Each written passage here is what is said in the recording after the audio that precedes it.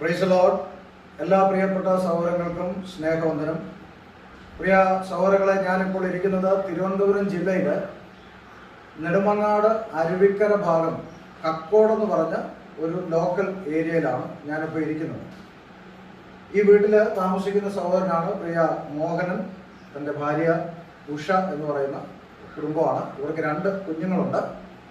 ഇവിടെ അടുത്ത് കാട്ടാക്കട കുറ്റിച്ചൽ പൊന്നറക്കോണം എന്ന് പറയുന്ന ഒരു ഭാഗത്ത് ബ്രദറൻ സഭയോടുള്ള ബന്ധത്തിൽ ദൈവത്തെ ആരാധിച്ചു വരുന്ന ഒരു വിശ്വാസ കുടുംബമാണ്. ഇവരുടെ ഒരു പ്രതിസന്ധി ദൈവമക്കളുമായിട്ട് പങ്കുവയ്ക്കാനായിട്ടാണ് ഈ വീഡിയോ ചെയ്യുന്നത്.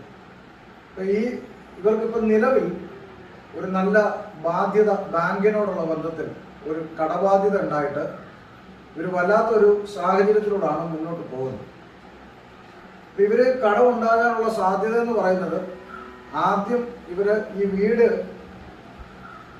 വെച്ച സമയത്ത്, അത് ഏത് വർഷത്തിലാണ് വീട് വെക്കുന്നത്? 2014 ഇവർ ഈ വീട് പണി വെക്കുന്നത്. ഇത് വെച്ചത് ആ സമയത്ത് പഞ്ചായത്തിൽ നിന്ന് വീടിന് 2 ലക്ഷം രൂപ അനുവദിക്കുന്ന ഒരു കാലമായിരുന്നു, 2014 കാലം.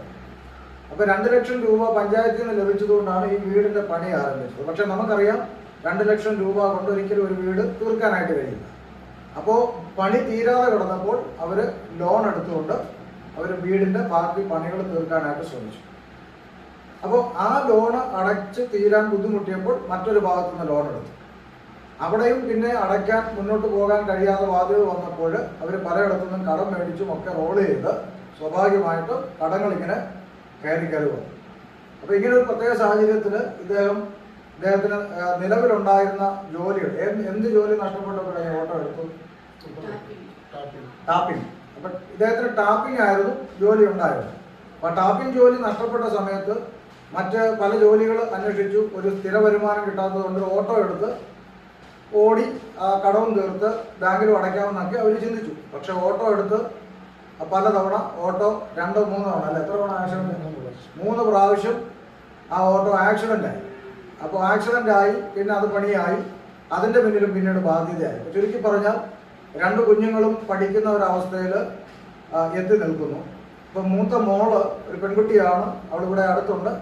ആ മോള് ഡിഗ്രി കഴിഞ്ഞിട്ട് നിൽക്കുകയാണ്. ഇനി മുൻപോട്ടുള്ള പഠനം എന്തെങ്കിലും പഠിക്കണമെന്ന് ആഗ്രഹിച്ചാൽ പോലും ഇവർക്ക് മുമ്പോട്ട് പഠിപ്പിക്കാനുള്ളതായ ഒരു സാമ്പത്തിക സ്ഥിതി നിലവിലില്ല.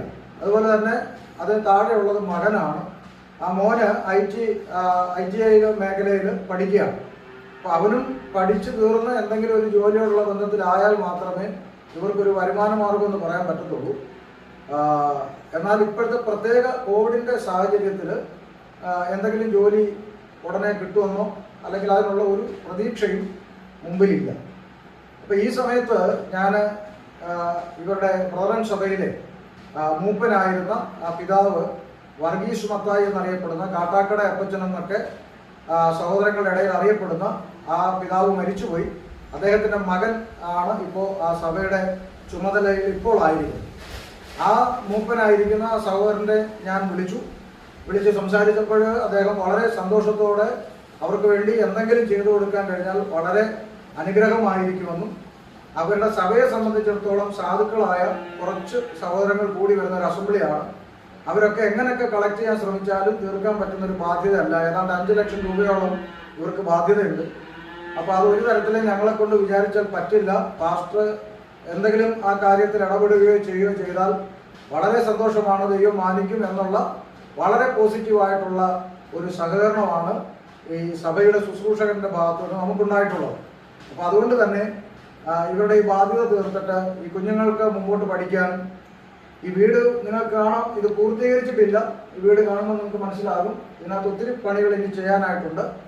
അപ്പം ഒന്നും നടന്നില്ലെങ്കിലും ഇവർക്ക് ആ ബാധ്യത തീർക്കുക, കുഞ്ഞുങ്ങളെ മുമ്പോട്ട് പഠിപ്പിക്കുക എന്ന നിലയിൽ അവരുടെ ഈ പ്രശ്നങ്ങളൊന്നും പരിഹരിക്കപ്പെടണം.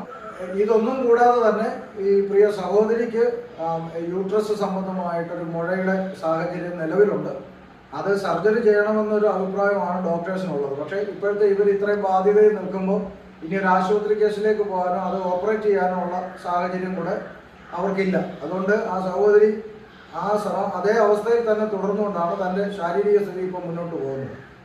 അതുപോലെ തന്നെ നിലവിൽ ഇപ്പോൾ ഇദ്ദേഹത്തിന് ഒരു സഹോദരൻ സഹായിച്ചിട്ട് ഒരു ഓട്ടോ ഓടിയാണ് ഇപ്പം ജീവിത കാര്യങ്ങൾ മുന്നോട്ട് കൊണ്ടുപോകുന്നത്. അപ്പോൾ ഇവരെങ്ങനെ ശ്രമിച്ചാലും ഇവർക്കിപ്പോൾ ആ ബാധ്യത തീർക്കാനുള്ള ഒരു വഴികളും മുമ്പിലില്ല എന്നുള്ളതാണ് ഇവരുടെ പ്രധാനപ്പെട്ട അവസ്ഥ എന്ന് പറയുന്നത്.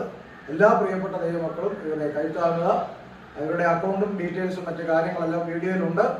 നിങ്ങളെ കഴിയുന്നത് പോലെ ഇത് ഷെയർ ചെയ്യുക. ദൈവം എല്ലാവരെയും അനുഗ്രഹിക്കുക.